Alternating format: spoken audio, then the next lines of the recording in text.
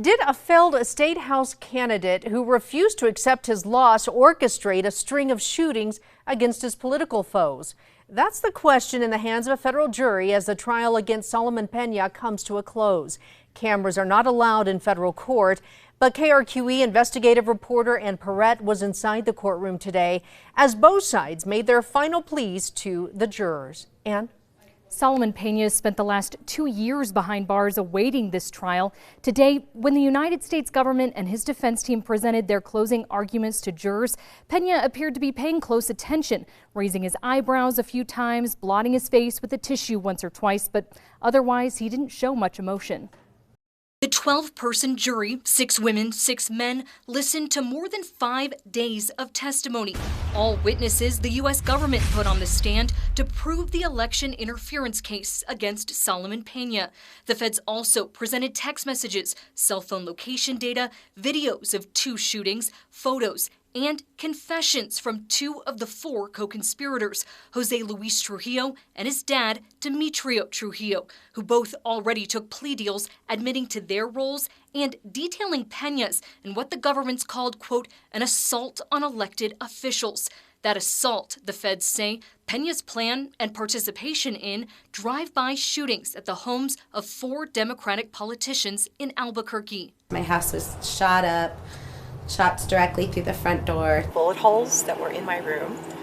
I went to go look in my daughter's room and then came out front and saw what had happened. The government told jurors Peña targeted the people who certified his 2022 election, Bernalillo County Commissioners Adrienne Barboa and Debbie O'Malley, his fellow Republican friend's political opponent, New Mexico House Speaker Javier Martinez, and a Democrat he hoped would end up scared to run for re-election, State Senator Linda Lopez.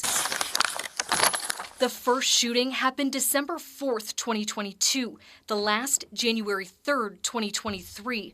Just hours after that final shooting, Bernalillo County Sheriff's deputies pulled over Jose Luis Trujillo. Jose, I'm gonna have you step out real quick and talk to me, bro. Arrested him on an outstanding warrant and found in his trunk brother. These 2 guns, a Glock outfitted with a drum magazine and an AR-15. Officers were able to connect the car back to Peña and the guns to the shootings. The guns were shown in court throughout the trial, including today when the prosecution reiterated to the jury Peña shot this AR-15 at Senator Lopez's home. Peña's defense team agrees the shootings happened, but disputes Peña orchestrated them or shot any gun. Speaking to the jury today, Peña's defense attorney tried to sow doubt in the Trujillo's testimony, calling them convicted criminals with drug addictions who said what the government wanted them to so they'd get time off their sentences.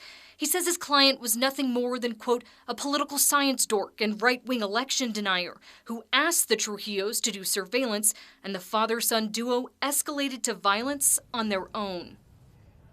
Peña is facing a total of 13 charges. One of those is because he's already a convicted felon, so he can't possess a gun. 3 were added recently after Peña was accused of offering to pay 2 of his fellow inmates $10,000 each to kill the Trujillos. Again, those 2 key witnesses in his case. Back to you. All right. Thank you, Ann. Peña's defense did not call any witnesses. Closing arguments wrapped up afternoon. The jury is still deliberating.